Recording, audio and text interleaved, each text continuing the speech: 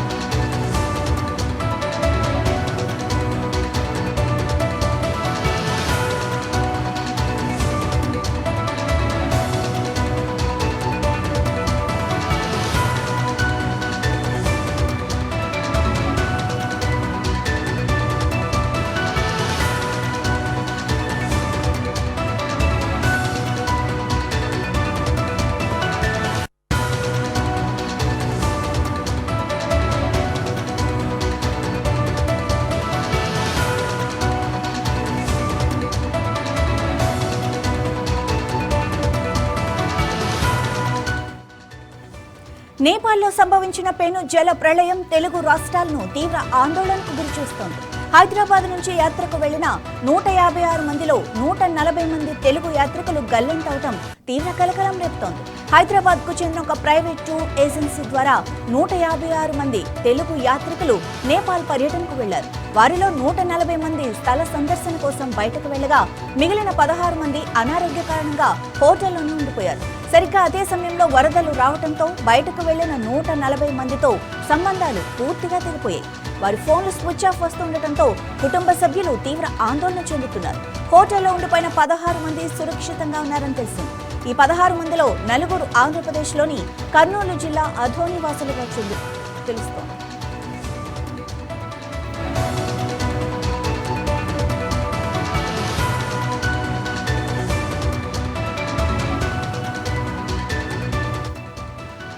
ఇదే విషయానికి సంబంధించి మరింత సమాచారం మా ప్రతినిధి రామాంజనేయులు అందిస్తారు. రామాంజనేయులు, మరి సురక్షితంగా ఉన్న 4 జాడ తెలిసిందా? వాళ్ళతో మాట్లాడే ప్రయత్నం చేశారా? Good morning Madhavi. ఏదైతే చూడొచ్చు, నేపాల్లో ఏదైతే అకస్మాత్తుగా వచ్చినటువంటి వరదల్లో అయితే కర్నూలు జిల్లా ఆదోని ప్రాంతానికి చెందినటువంటి ప్రయాణికులు చిక్కుకున్నారని చెప్పేసి నిన్నటి నుంచి కూడా అంతా ఉత్కంఠ కొనసాగుతా ఉంది. అయితే ఈ రోజు ఆ 4 కూడా సురక్షితంగా ఉన్నారని చెప్పేసి మనకైతే సమాచారం అందుతా ఉంది.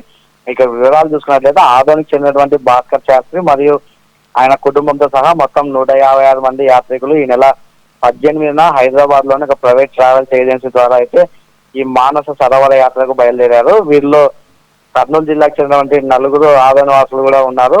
అయితే మరో 12 మంది యాత్రికులు అనారోగ్య సమస్యల కారణంగా తమ గదుల్లోనే ఉండిపోగా మిగిలిన 140 మంది యాత్రను కొనసాగిస్తూ మార్గ మధ్యంలో భారీ వరదల్లో అయితే చిక్కుకున్నారని చెప్పి తెలుస్తోంది. అయితే యాత్రికులు గ్రూప్ వీసా, సమూహ వీసా విధానం ద్వారా అయితే వీళ్ళందరూ కూడా ప్రయాణించినట్లు కూడా తెలుస్తోంది. అయితే 156 మంది సభ్యులందరూ కలిసి భారతదేశానికి తిరిగి రావాల్సి ఉండగా అయితే ఇటువంటి వరదల్లో అయితే వాళ్ళు చిక్కుకున్నట్లు కూడా తెలుస్తా ఉంది. అయితే దీనికి సంబంధించి ఆదోని ఎమ్మెల్యే కూడా వాళ్ళతో అయితే మాట్లాడే ప్రయత్నం చేశారు. అయితే వాళ్ళందరూ కూడా సురక్షితంగా ఉన్నట్టు కూడా తెలుస్తోంది.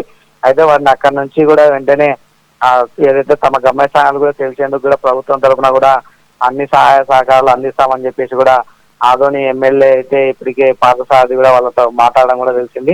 విజువల్స్ లో కూడా మనకి స్పష్టంగా కనిపిస్తా ఉంది.